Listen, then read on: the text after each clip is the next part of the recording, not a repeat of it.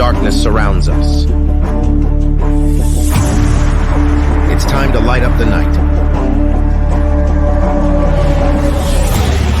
It's time for Zero Dark 30 with John. Yeah! Cut out the jibber jabber. Don't be babbling like a fool. Say what you got to say. That's all. Then shut your dang pie hole. Mr. T is one awesome dude. Everyone, welcome back to the Prepared Mind channel. Zero Dark 30, busting out of the bunker. If you're here, hit the subscribe button. Do it now. Make sure you're subscribed. Hit the thumbs up button because that makes sense too. Let YouTube know you want this kind of information. And that's what it tells them, folks. They may not like the news, but you can give it to them. Now, the topic of the drive, the morning, as I blast through the darkness. Well, how to fight fire with fire? No, see, we're not fighting fire. We're fighting SHTF. We need to fight that with fire also. We need to fire back. Nothing violent, folks. Nothing violent. But I want you to think about it. And tonight, when we get back to the Prepared Mind bunker, I would like you to comment. Bring up your questions and thoughts about how to handle these individual events that I'm going to describe. Now, let's start with the first one. Budweiser apparently is reporting a drop in sales. No fucking kidding, huh? What did they do? They put one of the freakiest fruitcakes they could on a beer can. Well, it wasn't a good move. People don't want to see a biological male pretending to be a woman and then celebrate it as girliness. No, guys that drink beer, the big buyers of beer, they work hard all day. They're in the fucking sun. They sweat a lot. They want to sit back and relax and enjoy a cold one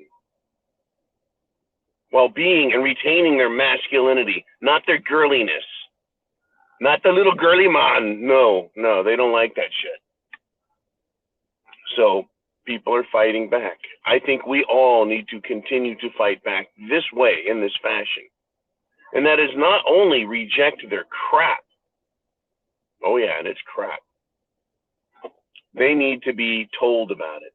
Don't buy their product, but also write them an email, write them a text, make phone calls, send them letters, send them postcards, tell them how much you don't appreciate their crap. Tell them how you don't like them using a beer label to provide support for fruitcakes. I mean, when I was a kid, we had, Spuds McKenzie and Joe Camel selling cigarettes and beer. But today you have trannies. What the fuck are they selling? They're not selling beer. No, the trannies are selling, be a tranny. The beer people should be selling beer. Tell them no, folks. We've got to fight fire with fire. We've got to fight SHTF with more fire. We've got to fight stupidity with absolute intelligence. You do. But remember, we're dealing with dumbasses. Extraordinary dumbasses. So you're not going to convince them. But what you can do is your part in telling them so that they hear it again and again. So they want to cover their ears. No, I don't want to hear this. Cover their ears from everyone telling them they're fucking stupid. You know what they tried saying? They tried coming out at Budweiser and saying, oh, yeah, this is a mistake. Oh, no. No. My experience, the experience of others that have commented on this, is that is complete horseshit.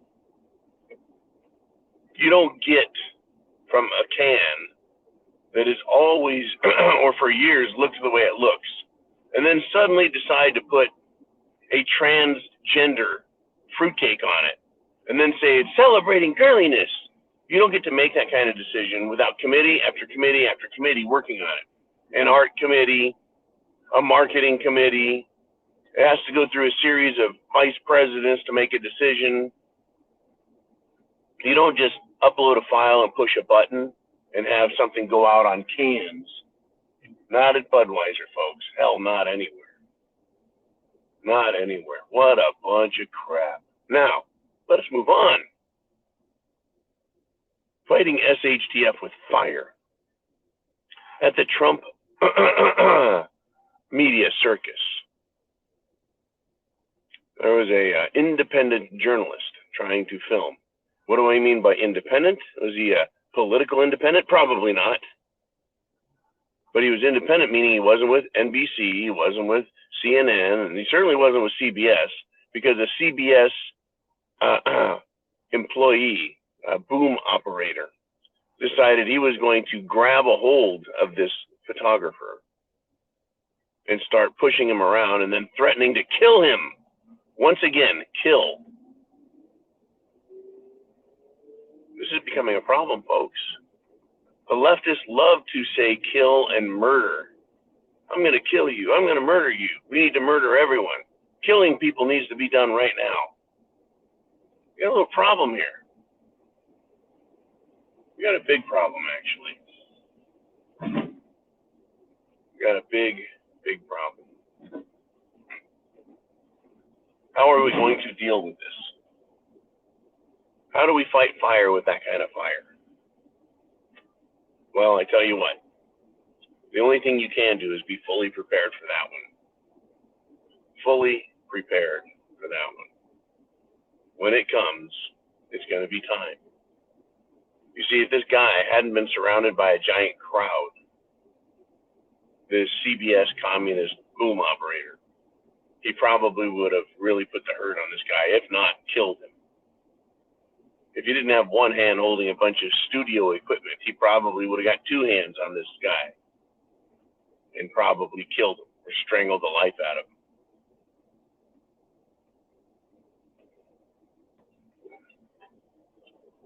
How are we going to deal with this, folks? How are we going to fight SHTF? Well, you have to do it with fire. There's no other way around this. Now I want to end this Zero Dark 30 with a heartwarming story about a vicious attack with a knife in a Chick-fil-A restaurant. That's right, folks. Once again, people who are criminal in mind, they're not very bright. They're not very smart. They're just violent thugs. So there's a Chick-fil-A. It's late at night, somewhere on the eastern seaboard, up by, I don't know, friggin' Baltimore or something. And this event occurred. Some men were at a table. Someone walked up. There was a verbal altercation. Yelling started, an argument, and then a knife was pulled. Well, there probably would have been one hell of a stabbing because it was a big-ass butcher knife. A butcher knife.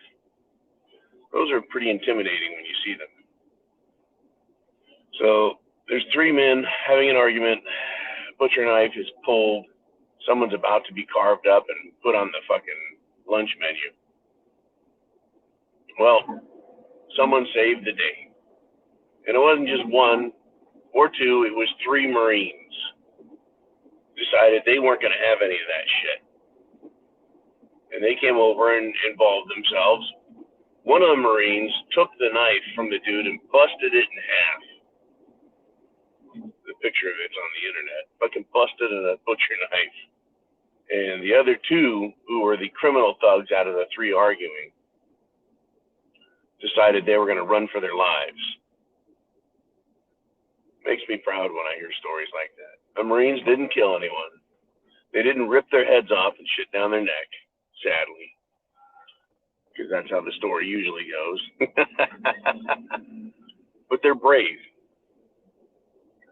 They took action when action was required. They didn't have to do it, but they saw the opportunity and they're ready. They're prepared.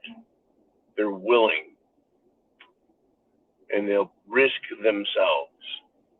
And to me, when I read that, it warmed my heart, knowing they scared the ever-loving shit out of some criminals and busted their little stabbing toy.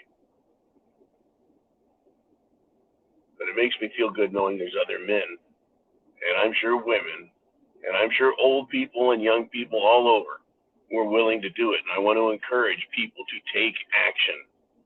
Get prepared so that when something does happen, you're ready. And then take action. And you can do it by writing Budweiser. You can do it by boycotting Budweiser and CBS. You can write CBS and say, why do you hire freaking criminals? Support those. Literally support them in every way you can. Those brave people out there who are willing to stand up to criminals, who are willing to fight because they're doing so on your behalf. They really are. They're doing it for themselves because they want to, but they're doing it because they want to help others. Become one of them. Start fighting back. Fight SHTF with real fire. And be prepared, because the day is going to come when it does get that bad. When things go that off the hook. Things are going to get nasty. Are you ready? Folks, chance favors the prepared mind. Is yours. I'm checking out John, 0 Dark 30, Semper Fi.